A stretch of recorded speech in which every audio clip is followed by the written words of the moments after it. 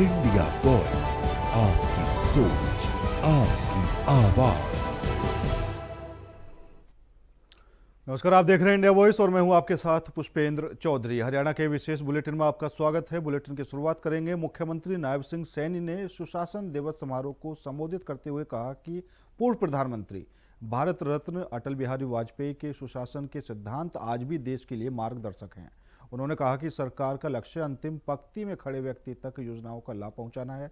मुख्यमंत्री ने पारदर्शिता, जवाबदेही और तकनीक आधारित प्रशासन को सुशासन की आधारशिला बताया। उन्होंने अधिकारियों से जनसमस्याओं का तुरंत समाधान करने का आह्वान किया। मित्रों, आप सब जानते हैं कि नहीं है, ये हमारे लिए वचन पत्र है। साथियों, इसी का परिणाम है संकल्प पत्र के जो 217 संकल्प थे, उनमें से 54 संकल्पों को हमने पूरा कर दिया है गत 13 महीने में ही। साथियों, यही नहीं, 163 संकल्पों पर गति से उनकी प्रगति से काम चल रहा है। मित्रों, आप सब जानते हैं कि हमारे पहले की सरकारों में जिस प्रकार का भय, भ्रष्टाचार, भाई भतीजावाद और क्षेत्रवाद जो बोलबाला था, हमने एक भ्रष्टाचार के सभी रास्तों को बंद किया है।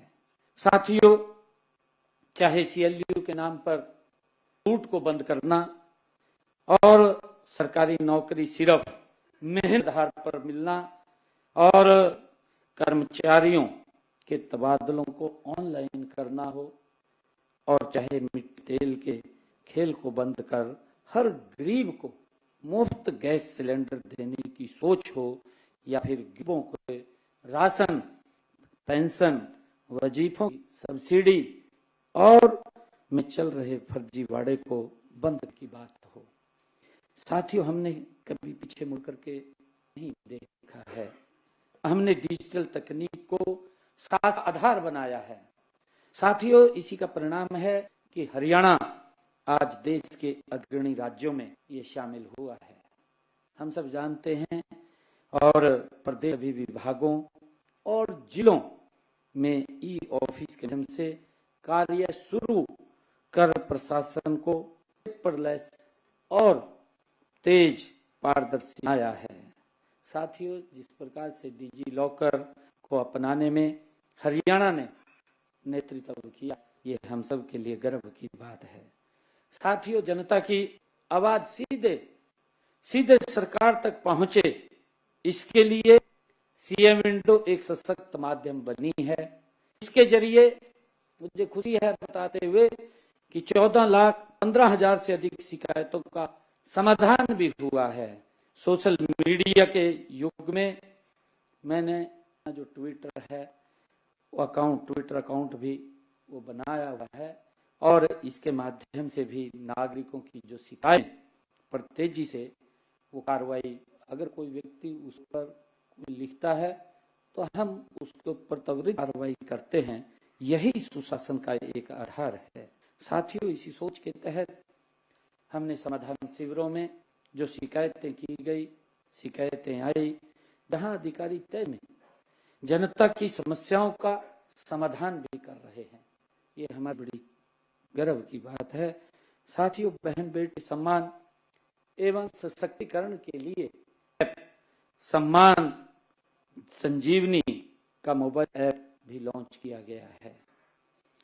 दीन दयाल लक्ष्मी योजना हो, और इससे लाभ सीधे महिलाओं तक पहुंचाए जा रहे हैं।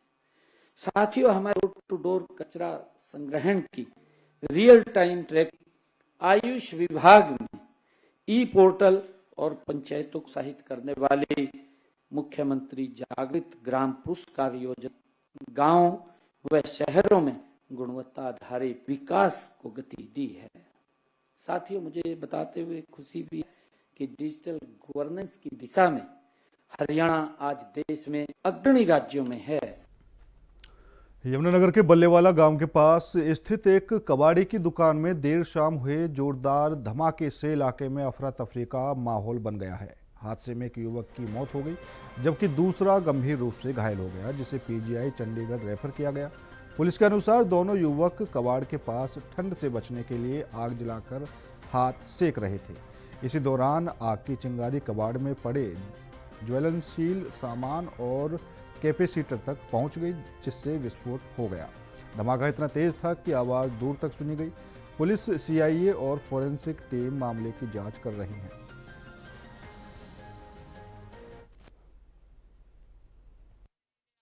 ये बल्लेवाड़ा गांव है। यहाँ एक कबाड़ी की दुकान है। इस दुकान में दो लड़के आग सेक रहे थे, जो वहाँ एकदम किसी चीज का धमाका हुआ है। मोंटी वो घायल है।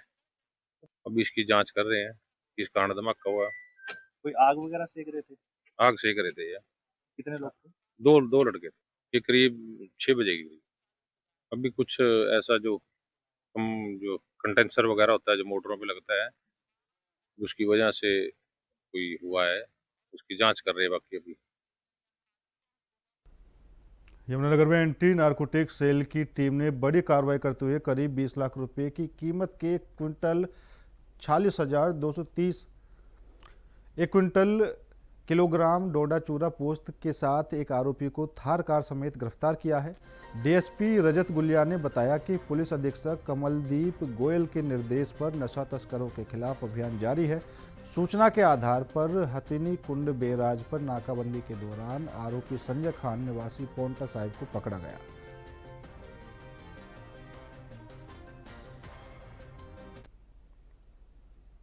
हमारी एएनसी टीम के इंचार्ज डी अनिल राणा जी को इन्फॉर्मेशन मिली थी कि पोंटा साहिब से एक युवक है जो हथनी कुंड के रास्ते से हरियाणा में अपना चूरा पोस्ट लेकर आएगा, जिसको हम देसी भाषा में भुक्की भी बोलते हैं। उसके बाद एएनसी टीम ने वहाँ नाका लगाया था और रात को एक युवक संजय खान को वहाँ राउंड अप करा गया था। तो जब एनडीपीएस एक्ट के तहत फॉर्मेलिटीज़ कंप्लीट करके तलाशी ली गई तो उसकी गाड़ी से 1 क्विंटल 46 किलोग्राम डोडा पोस्ट भुक्की बरामद हुई है, जिसकी मार्केट वैल्यू लगभग 20 लाख के आसपास है।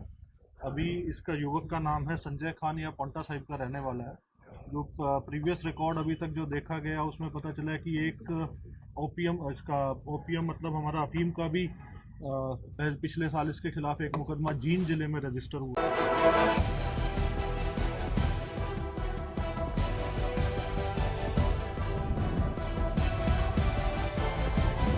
इंडिया वॉइस, आपकी सोच, आपकी आवाज।